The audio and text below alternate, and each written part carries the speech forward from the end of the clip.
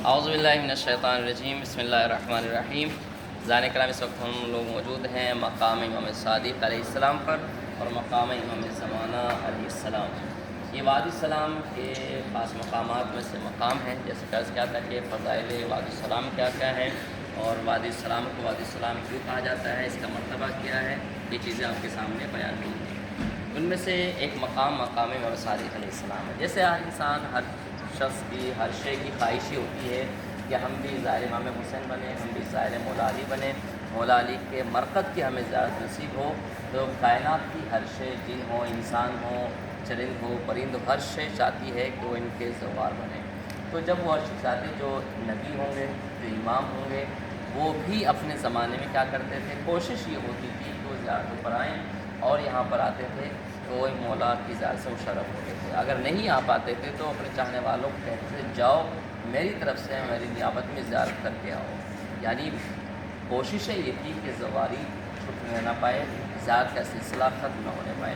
تو جب مولا مدینے سے آتے تھے تو امام یہاں پر قیام فرماتے ہیں، تو مصلی امام صادق علیہ السلام بھی ہے، مقام صادق علیہ السلام بھی ہے، تو امام یہاں نماز پڑھتے تھے، اس کے بعد پھر اپنی جد علی بن ابی طالب کی ذات پہ تشریف لے جاتے تھے۔ بہرحال مقام جب بھی کہیں پر کہا جائے، یہ اپنے ذہن کو نشین کر لیجیے گا کہ جب بھی مقام بولا جائے تو اس کا مطلب یہ ہے تو امام نے وہاں نماز پڑھی ہے یا امام کو وہاں پر دیکھا گیا ہے، جس کی وجہ سے وہ جگہ کیا ہے، مقام کے نام سے معروف ہے۔ تو مقام امام زمان اسلام بھی ہے، یعنی امام کو یہاں پر دیکھا گیا، امام کی زیارت ہوئی ہے، اس وجہ سے اس کو مقام امام زمانہ علیہ السلام کہتے ہیں۔ وہ سامنے آپ کو وہاں دیکھ رہے ہیں، یہ امام زمانہ علیہ السلام سے منسوب ہے، اور بہرحال کورونا کے بعد سے شاید اس کو بند کر دیا گیا تھا، لیکن ایک سلسلہ ہے جو امام سے منسوب ہے، نسبتوں کا ہمارے یہاں بڑا احترام ہے۔ سامنے جو چھوٹی سی جگہ آپ دیکھ رہے ہیں، کہتے ہیں عرفا، جو اللہ والے جو ہے مجتہدین، عرفا جو عارف باللہ جن کو کہتے ہیں، رات کی تاریکی میں اندھیرے میں یہاں پر آتے تھے اور بیٹھتے تلاوت قرآن کیا کرتے تھے، کیونکہ تنہائی میں بیٹھ کر اللہ سے لو لگانا، اللہ کی عبادت کرنا، اس کا اپنے لطف ہوتا ہے۔ اس لیے نماز شب جو تہجد کی نماز ہے اس کو کہا گیا رات کی تاریکی میں، تاکہ 12-1 بجے کے بعد زیادہ ثواب بیان کیا گیا، تاکہ ایک بندے کا اپنے معبود سے ربط رہے، راز و نیاز رہے۔ بہرحال یہ وادی السلام ہے۔ جب امام زمان علیہ السلام ظہور فرمائیں گے تو سب سے زیادہ امام کے لشکر میں شامل ہونے والی سے قبرستان سے لوگوں کو اٹھایا جائے گا، اور بہرحال بہت ساری جگہ سے امام کے لشکر میں شامل ہوں گے، امام کی آواز پر لبیک کہیں گے، اپنے انڈیا پاکستان سے بھی کافی لوگ ہیں، خواتین بھی ہیں۔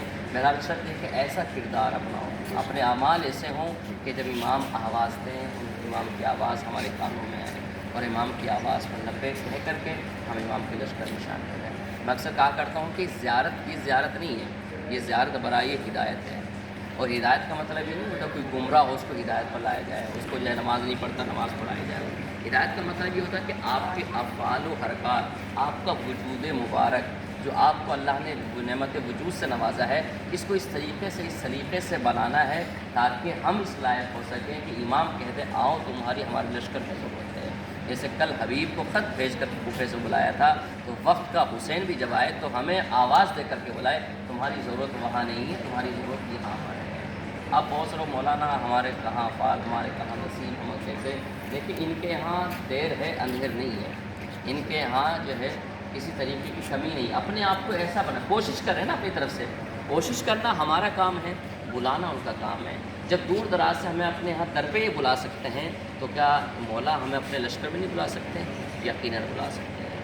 تو لہٰذا مایوسی کا شکار نہیں ہونا ہے، ولا تقنطوا من رحمت اللہ، اور اللہ کی رحمت سے کبھی مایوس نہ ہونا۔ سب سے بڑا کافر وہ انسان ہے کہ جو اللہ کی رحمت سے مایوس ہوتا ہے، اس کے یہاں رحمت اور اس کی رحمت سے مایوس ہونا۔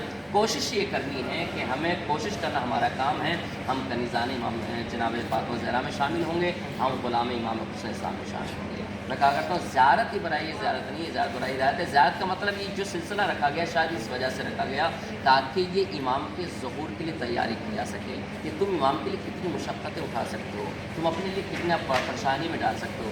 جب تم اس لائق ہو جاؤ گے، یہ سلسلہ اس لیے کہا گیا کہ زیارت پہ جاؤ گے تمہاری تنگدستی دور ہو جائے گی، تمہاری دعا قبول ہو جائے گی، تمہیں اولاد مل جائے گی، تمہیں یہ ہو جائے گا، سارے یہ فضائل ہیں، یہ تو گھر بیٹھے بھی امام آپ کو ادا کر سکتے ہیں۔ تو بلانے کا مقصد کیا ہے؟ تاکہ آنے والے وقت حسین کے لیے آپ کو آمادہ کر سکیں کہ آپ ان کے لیے کتنے آپ کو پریشانی میں ڈال سکتے ہو، کتنا دام درہم سخن، کتنا مولا ہمارے جانے بھی حاضر ہیں، پھر آپ کتنے امام کے لیے مشکل گھڑیاں گزار سکتے ہیں.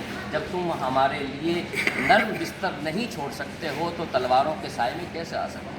تو اپنی لگژری گاڑیوں کی جو ہے سواریاں نہیں چھوڑ سکتے تو